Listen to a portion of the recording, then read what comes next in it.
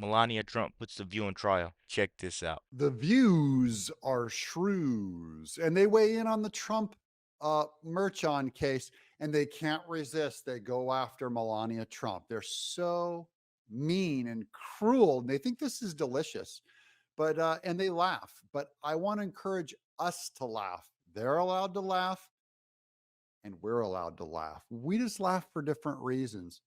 Welcome to Doug in Exile. I'm Doug TenNapel. Let's get our news from ABC's #1 talk show. I want to let you know what's going on, because earlier this morning, history was made here in New York when the first... I've never seen Whoopi so happy. It looks like she drank a bottle of Jack Daniels before she went on the air. Persecution like never before. Nobody's ever seen anything like it. And again, it's a case that should have never been brought. It's an assault on America. This is really an attack on a political opponent. That's all it is. So I'm very honored to be here. Thank you very much. However, Trump has pleaded not guilty to falsifying business records and has denied ever having an affair with Stormy Daniels. I'm putting the end of Sunny Hostin at the beginning here just to put all of this in context. These are all allegations. And the audience is laughing. This is why we're laughing. This is why I laugh. So they're laughing, thinking it's delicious at Trump. And I'm only saying we have our free speech right to laugh too. I laugh at people who think our legal system is still working. I laugh at the justice system where they demand that you salute the robe and be respectful as if there's anything left to respect in New York. And I laugh at you. I'm mocking you. So you laugh at Trump, we laugh at you.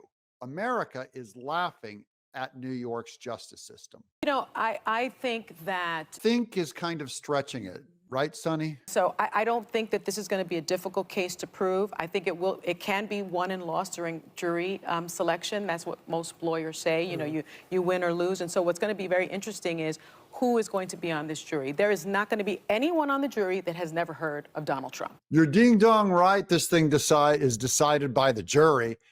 And that's why we already know Trump's not going to get a fair trial. So accurate and correct, Sonny Hostin.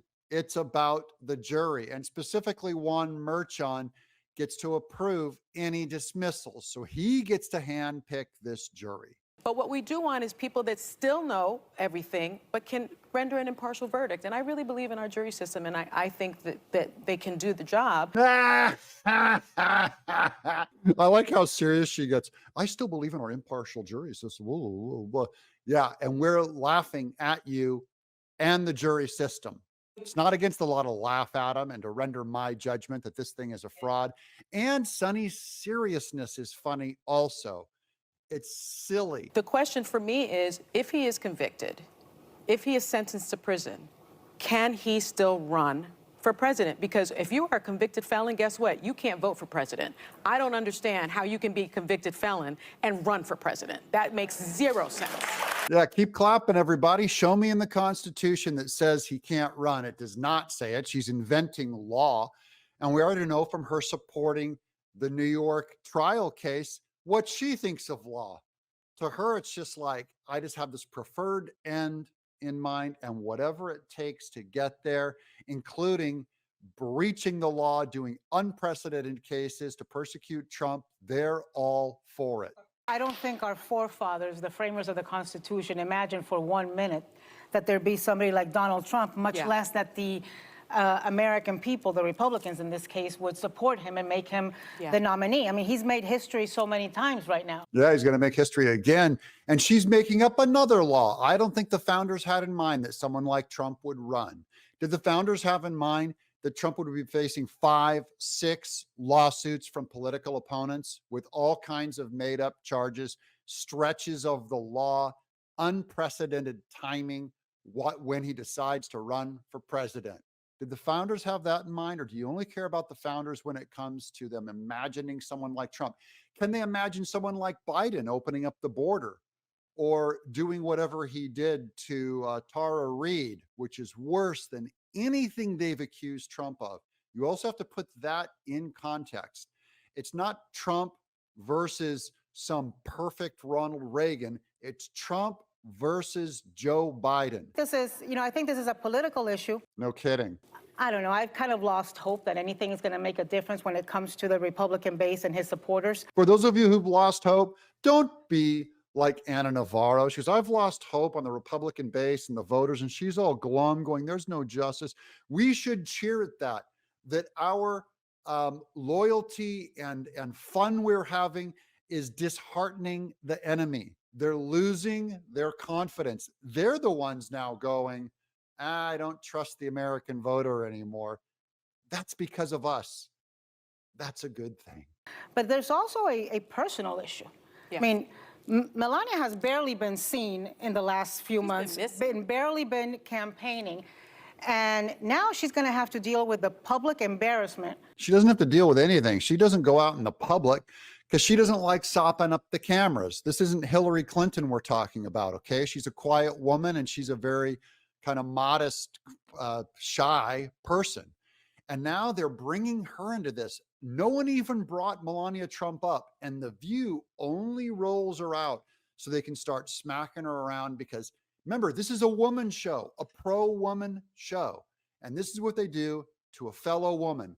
They're backing up a Playboy model stripper and a porn star to throw darts at Melania Trump. As far as we know, a good first lady, good mom, good wife, good daughter. It's a crime because he was in the middle of a campaign, and it's considered a campaign contribution, unreported. Yeah, and don't forget about the illegal contributions. Barack Obama himself got fined out of office for his illegal contributions. What about Hillary Clinton? Just mountains and mountains of illegal contributions, even from foreign entities. But our law system never went out for them because this is where it becomes a Marxist communist law system. They only use it to prosecute political opponents, and your own side gets a pass. So that's an important point that Ana Navarro brings up. I'm frustrated because the case that actually could change public sentiment, the January 6th trial, is like nowhere to be found. Yes. Push that thing aside, ladies and gentlemen. Whose fault is that? That's Jack Smith with his procedures, ended up convoluting it, complicating it, and now it's pushed off. And I'm just celebrating that. And again, laughing. January 6th trial, nowhere to be seen. We're waiting on the immunity ruling. We very well may not have a verdict in that ahead of the election. And that's scary for me because I think that's what actually could change the course of this election and wake people up to how dangerous it is. It's only scary to her because they don't get to use that now to change the course of the election. She just admitted to it. I just want to change the course of this election. She's a Democrat talking point. I'm agreeing with her. Thanks for admitting it. Slapping his behind with a Forbes magazine when Melania Trump had just given birth. She brings up this slapping Trump's bottom with a Forbes magazine, which is a weird rumor that that's what Stormy Daniels did to him. Personally, I think it's one of the better uses you could use for a Forbes magazine. I think Ana Navarro is only mad that it's not, what, Mother Jones? I'd like to hear the evangelicals. Oh, now they're bringing up the evangelicals. Guilty. How am I supposed to think, Ana Navarro? They're going to tell you in a minute. You looked at some research that said independents and moderate Republicans would never vote for a convicted felon. Yeah, that was a fake. Poll where they did not tell you that these false trials were going to be run up against Trump. They just go, in general, do you want to vote for a felon? Like, do you want to vote for O.J. Simpson? A felon? No. Okay. These polls, they can flip the words around to mean anything they want. So that's a good question. This is kind of the million-dollar question that I don't know the answer to, but my theory, knowing Republican voters very well, I think there should be an asterisk in that polling. I think if he's a convicted felon in January 6th, the documents case, 100%. A lot of people would leave him. A lot of independents, moderate Republicans. And studies have shown that. Yeah. I don't know that Republican voters who said that agree in this case. Yeah, because in this case, we know it's a false trial. Is it, I won't vote for a felon, no matter how you turn a guy into a felon? Hardly. People aren't dumb. And that's all old news. They thought that was how people think. That was so last year. They have not addressed where culture's at this year when people see Trump brilliantly campaign on these indictments against him that are going to walk him into the White House. Like, Yeah, how can an evangelical voter? There we go with the evangelicals again. I'll tell you, it's very easy for an evangelical to vote for Trump. And by the way, I'm a pro-lifer, and Trump kind of threw us under the bus last week. It doesn't mean I won't vote for him, because who's the alternate? Joe Biden. Are evangelicals attracted to vote for Joe Biden? They pretend like there's no one else running. It's easy for an evangelical to vote for Trump, especially when the left, the Democrat Party, is persecuting churches. They hunt us for game. They spy on us. Trump won't do that. There's a lot of things that Trump I may disagree with him on. And I even think he's probably a bad man in certain areas, but nothing compared to Biden. And lo and behold, that's what this election is about. They won't bring up Biden. They won't defend Biden. They won't talk about Biden's record. They won't talk about what Biden did to one of his aides, pinned her in an office and violated her. They won't talk about that. And so how do evangelicals vote for that? Who They think believes it's a in witch family values and believes in systems in this country would vote for Tim someone who is Alberta convicted. spoke about that. Because we all Christians, in fact, evangelicals know better than anyone Christian who suffered religious persecution. No one's had more persecution than the Christians in the last 1,000 years. It's even more than any other group you'd think. More of us are put to death. More of us are persecuted for our beliefs. We always have been. From the beginning, Jesus warned us, if the world's after you, it'll come out. Just remember, it hated me first. And that's been kind of our charter. He knows what's going to happen if you're an evangelical. You're going to get persecuted. And all I can say is all those evangelicals know what it's like to be unfairly treated. It's actually really similar to the black vote, who go, look, I know what it's like to be mistried and have a cop pull me over on a late night when I didn't do anything. And so that's what they used to vote for on the Democrats. And now they're seeing Trump get mistried. And suddenly you have 30% of the black male vote is now turning to Trump. They know what it's like to be mistried. So do evangelicals, Sonny. They know what it's like to have you lie about our people all the time. Here on the show when he said they think he's the coming of Christ. Yeah. He doesn't need to be Christ-like. They actually are believing. And there's exhibit A for why evangelicals vote for Trump, because of liars like blonde hairdo here. She said that we evangelicals think Trump is actually a second coming of Christ. That's the kind of lie and libel that gets us to say, you're wrong, and now I'm twice as loyal to Trump because of the lies that you tell about Christian voters. I don't know of anyone, I don't know of anyone in my audience that says, like, Trump is the chosen one, Trump is God's anointed. I've seen some of those comments before. Very rare. It's not why evangelicals vote for Trump. Because we know the Democrat state is hunting us. We'll lose religious liberty. They're terrible on picking judges that will defend free speech, which is how we're able to spread the gospel freely, is because we have free speech here, that they're going to take you down for your words, for what you believe. They're checking your emails. They're checking your messages.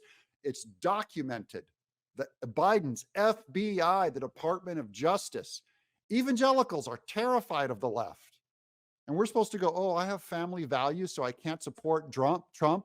They think we're dumb. I know, it's a terrible image. Well, no, it's not illegal to have your butt smacked by a Forbes magazine. It's scary that Whoopi seems to say that with authority. Why, you guys, you can just tell they're getting fun to say all this and spread these lies about Donald Trump. Just 2 days ago, Anna Navarro shared nude photos of Melania Trump. Just because all the stuff going on with Kamala Harris. We can't stop everybody from making fun of Kamala Harris because they don't want her in office. And you can't force us to want her in office. I don't know how people could week after week watch this show. I believe it may be the older people that haven't been able to do necessary research to see who's the right person to vote for. I'm glad we all know, and I'm glad we're all together to vote for the right person. I believe this video is just a severe case of TDS. Let me know what you guys think about the video. Be sure to like, comment, subscribe if you're new. And as always, let me know what to react to. We're out.